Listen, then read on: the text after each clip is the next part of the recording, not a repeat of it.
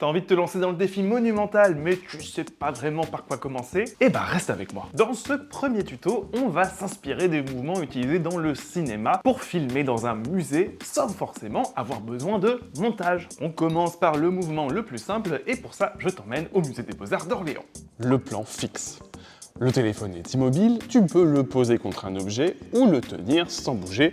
À ce moment-là, le plan est fixe. Par contre, faites très attention à ne pas poser votre téléphone sur un objet de la collection.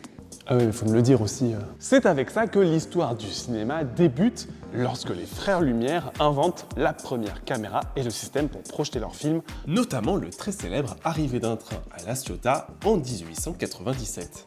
Ça semble simple, mais tu peux faire beaucoup de choses avec un plan fixe. Par exemple, tu peux travailler le cadre et la profondeur de champ ou faire intervenir deux potes qui vont raconter quelque chose. Le zoom des zooms. Au cinéma, c'est lorsque la caméra simule un rapprochement ou un éloignement sans bouger, juste en faisant varier sa focale.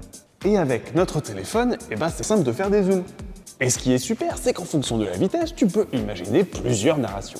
Par exemple, si tu dézoomes doucement, tu permets de prendre le temps de découvrir et d'admirer l'objet, mais si tu zoomes brutalement, bam, ça crée un moment de tension. Et ça va rythmer ton récit. Et je précise bien que la caméra doit rester immobile parce que dès qu'elle se déplace, ça devient un travelling. Tu te déplaces pour montrer plusieurs choses ou suivre un ou une amie, bravo, t'as fait un travelling. Ce type de mouvement te permet d'explorer un espace plus large en suivant une trajectoire latérale ou frontale, travelling avant ou arrière, ce qui ressemble un peu à un zoom, sauf qu'ici, c'est toi qui bouges avec la caméra.